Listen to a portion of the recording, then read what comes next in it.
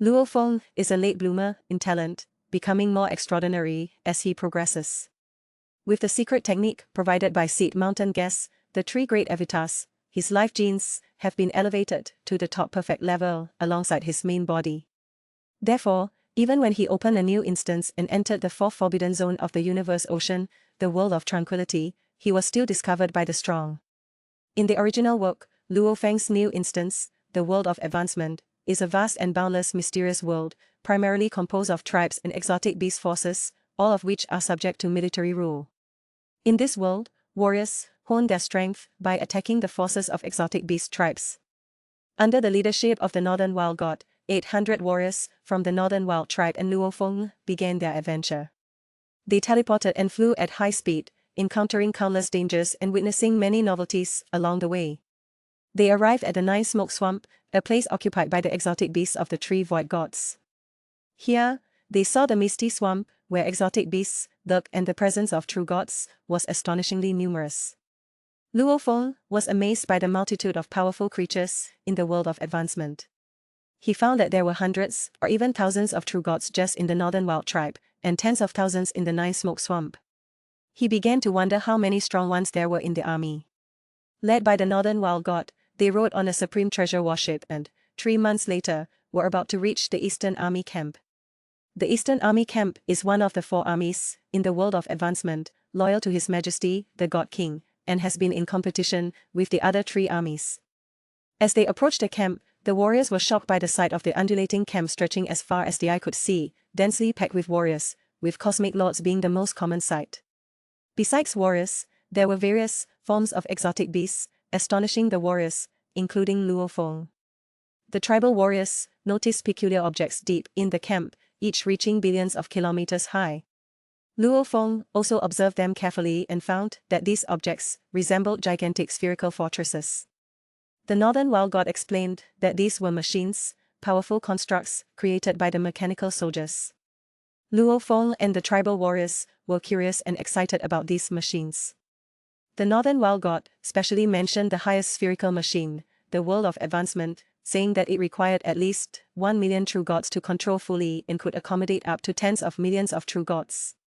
With a collective strike, it could wipe out a group of void gods. Luo Feng was greatly shocked by this. Next to the world of advancement, there were small flying bird-shaped machines called chirps. The Northern Wild God proudly introduced that these machines required at least 100 true gods to operate and could accommodate up to 1,000 true gods. Chirps were known for their speed and agility. Although their attack methods were single, they were extremely effective in large-scale warfare. Luo Feng nodded inwardly.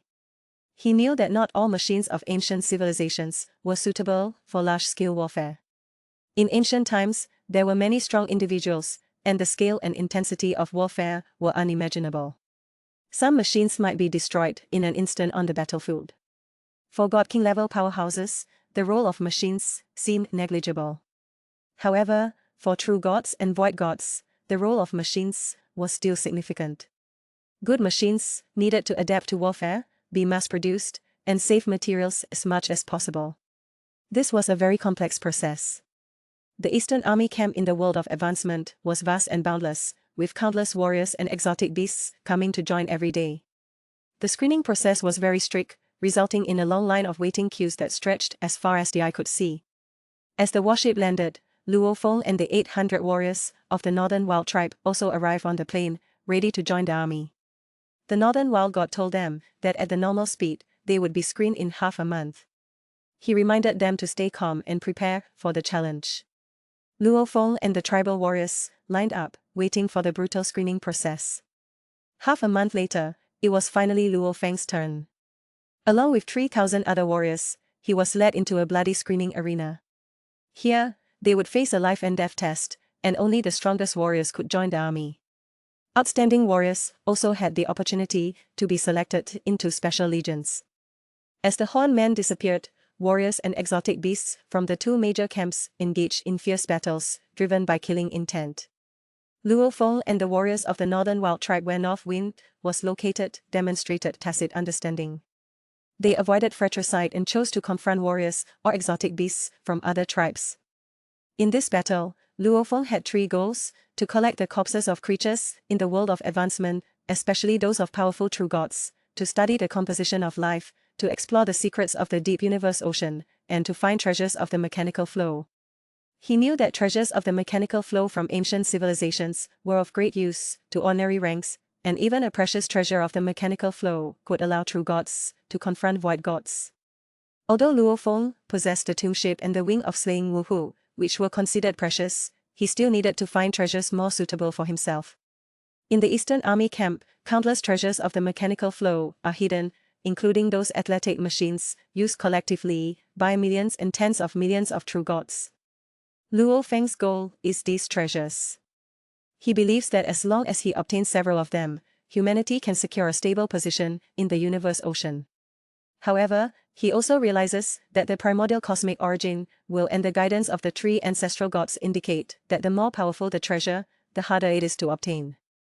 Ordinary warriors cannot touch them, only by entering special legions can he have the chance to achieve his goal. As a member of the Yellow Light Camp, wielding the Blood Eagle blade, Luo Feng bravely charged toward the warriors and exotic beasts of the Red Light Camp. In this space-time stable world, the fighting of the cosmic lords did not cause any spatial fluctuations. The strong in the world of advancement generally have higher strength than those in the universe ocean. Luo Feng found that top-tier fourth-order warriors here could only be considered weak, with most people reaching the fifth order or even the peak of the fifth order. In battle, weaker cosmic lords were cautious, trying to delay time as much as possible, waiting for the Horn Men to call a halt. Stronger ones exerted themselves to be selected into special legions. In a fierce battle, Luo Feng's good friend North Wind fought against the exotic beast. The exotic beast possessed a supreme treasure, the burning divine power technique. Although North Wind was powerful, he was ultimately defeated. Seeing this, Luo Feng immediately went to support. His speed was like lightning, directly attacking North Wind's opponent. Luo Feng's swordsmanship and close combat techniques had made great strides in his 8 million years of cultivation, and his strength was unfathomable. However, to avoid attracting the attention of the army, he did not unleash his full power. The battle became more intense, and the confrontation between the exotic beast and Luo Feng became the focus. Although the exotic beast possessed the supreme treasure and the burning divine power technique, Luo Feng's strength was even greater. Previously, he had borrowed the Blood Sea promotion technique from the Eastern River lineage and created a close combat technique, the Flowing Gold, during his 8 million years of cultivation. In the end, the exotic beast was defeated by Luo Feng, with its body less than 50% intact, and its strength greatly diminished. Just as Luo Feng was about to kill the opponent, the battle came to an end. A powerful pressure descended, forcing all the Cosmic Lord warriors to kneel, including Luo Feng. The Horn Man descended from the sky and announced the end of the battle. Only 921 survivors remained. In the realm where stellar level 9th order powerhouses were ubiquitous, adventurous, with low cultivation levels and no influence were easily used as cannon fodder by others. Luo Feng and the others were good examples. Gaia's betrayal led Luo Feng and the others to be besieged by the Imperial Guard in the 100 Tiger Tower. If it weren't for Moyon Vine's breakthrough to the cosmic level, they might not have survived. So how strong is Moyon Vine, who broke through to the cosmic level? Using the 1.12 million realm ores he collected, Luo Feng exchanged for the fruit of life from Mr. Mist. This fruit contained extremely pure vitality. Even if severely injured, taking one would instantly restore them to perfect condition. Even inhaling its fragrance could bring about a significant transformation. It can be said that having it is equivalent to having an extra life. Under its effect, the Moyon Vine, who was at the stellar level 4th order, broke through to the cosmic level 2nd order. Moyon Vine is a robust auxiliary plant life. After evolving to the cosmic level, it has 72 main vines, each of which is 210 kilometers long. Transformed into the Moyon battle armor, it can destroy all buildings within a 100-mile radius with a single punch. Even the Golden Horn Beast, in its enhanced state at the stellar level 9th order, cannot compare with the cosmic level 2nd order's Moyon Vine in terms of explosiveness. With the cosmic level 2nd order Moyon Vine, its 72 main vines working together, combined with its astonishing cellular activity, it is enough to contend with cosmic level 4th order powerhouses. With the evolved Moyon vine, Luo Feng began a hunting operation lasting for a month and a half. Brolin, led by the ninth princess, became his primary target for ambush. Although the evolved Moyon vine could not simultaneously kill tens of thousands of stellar level 9th order powerhouses, it could still assassinate the leaders of the teams and seize their spatial storage devices. Thus, the slender vines began to advance underground. With the intelligent Barbetta as a guide, along with the formidable strength of the Moyon vine itself, they quickly succeeded in hunting down 9 squad captains and harvested 2 spatial storage devices. The stellar level Moyon vine made its first move, obtaining 610,000 realm ores. However, its hunting plan did not stop there. Barbetta and Moyon vine cooperated with each other.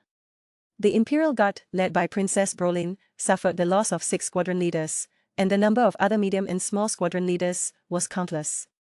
After a hunting plan lasting a month and a half, Luo Feng obtained 9 treasures and 9.08 million realm ores with the cosmic level 2nd order Moyon vine.